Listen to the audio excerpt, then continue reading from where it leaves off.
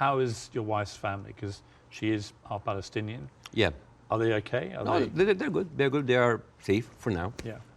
As like the last week, there was no internet, as you have. Yes. You know, I saw you tweet at the IDF. It's like, how can they know? You know how many views that tweet's had? Nearly 40 million. Yeah. Me just saying, how are they going to see this message if you've cut the internet off? Yeah. I'm wondering if the IDF's like, why aren't the Palestinians liking my tweet? Because they don't see it. Right. No, but I thought that was a perfectly correct assessment of it. Yeah. But the reaction to that tweet I did was enormous, as everything is in this thing. And I had a lot of people say, finally, Piers, you get it, right? Finally, you get it. And I wanted to say, listen, I'm trying to reach a place where I get this, but it's an incredibly complicated issue for someone who is not Arabic or Jewish to poke their head into. And I've had to cover it as a journalist for a long, long time. I think I said to you before that I was editor of the Daily Mirror in England when we opposed the Iraq War, for example. So, you know, I have taken stands on this thing. On this one, I find, and I'm going to be completely straight with you, I discussed this with Jordan Peterson this week, and he did a pretty incendiary tweet in which he said, give them hell, Netanyahu, enough is enough. And he was actually very self-reflective about that in the interview we did this week, where he later issued a 20-minute video, because he said sometimes a one-line tweet can be unnecessarily inflammatory to people. Much better to take time to explain it. Here's where I've got to with this conflict now. I viewed what happened on October the 7th as an absolutely appalling atrocity, a terror attack of unimaginable horror.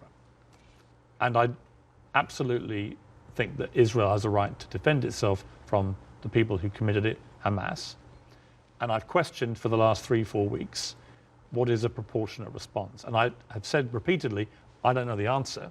I want people who have a view to have a view about that. And I'll ask you again about where you think we are with this. I also acknowledge that Hamas live amongst civilian population in Gaza.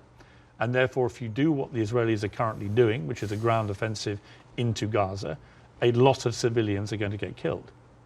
And at what point does that become disproportionate or even illegal? And I don't know the answers to those questions. And I have a moral quandary, because my instinct is to say that Israel has no choice but to respond to what happened in a very forceful manner. I understand why they want to eliminate Hamas altogether. I understand that if they feel they can, then perhaps we can move to a two-state solution or peace or whatever it may be, although I don't think Netanyahu will ever be the person to do that. But the moral question for me is, at what point does this become disproportionate? And when you see thousands of children being killed in Gaza, it fills me with utter horror. And then people say, well, do you condemn it? And I find it very easy to condemn Israel turning off the water, Israel turning off the power. I think it's terrible what's happening in the West Bank with the settlers. I think that the stuff there is completely easy to condemn. But can I, hand on heart, condemn Israel trying to destroy Hamas after what they did on October the 7th? That is where I'm struggling to find myself saying I condemn it, because I believe that they are right to try and destroy Hamas. Now, what do you feel about my moral quandary? Well, there's a lot of points, very lot, and I think this will kind of like lay the ground rules for that interview. There is a whole thing about like Israel right to defend itself, the condemnation. First of all, let's start with condemnation. Yes. You want my opinion? Yes. Condemning Hamas or condemning Israel? Yes. Completely useless. Completely useless. Why? I condemn Hamas, you condemn Israel, interview is over. What happened? Nothing. It is just checkpoints, like morality checkpoints. But I've interviewed a lot of pro-Palestinians, for example, some of whom will immediately say, I unreservedly condemn the terror attacks of October the 7th, and then go on to criticize Israel. And I think that's it's a position I can completely respect. Yeah. But I find it much harder to respect a pro-Palestinian guest on my show if they simply resolutely refuse to say that they can condemn the terror attacks. Yes. I find that less worthy of respect. But you see, this is the problem with the news. We go into the circular motion of the same answer. One thing that I have noticed, not just on the coverage of these events, the events before and before and before, every time this starts, people say, we don't know what's happening. It's a very complicated situation. Right. What is happening now?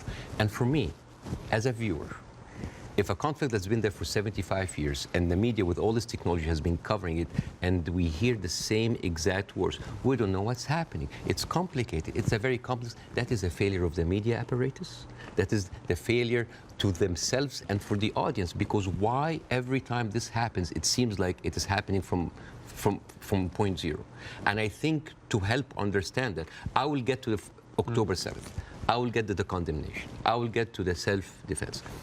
But I think maybe we can do, we have like all the time in the world, and we can discuss, this interview could be a bookmark, a landmark for maybe looking at that conflict in a deeper way that nobody had gone there before. We had the views, we have people waiting. Yes. You know, as I said, I'm the least qualified to discuss that, but it's an opportunity to use it. I'm not massively well qualified myself. Yeah, both of us. I'm Look at us. I'm an Irish Catholic, I right? mean, look at us. Yeah, two privileged people. One white, one white wannabe, discussing the most complex conflict of our history. But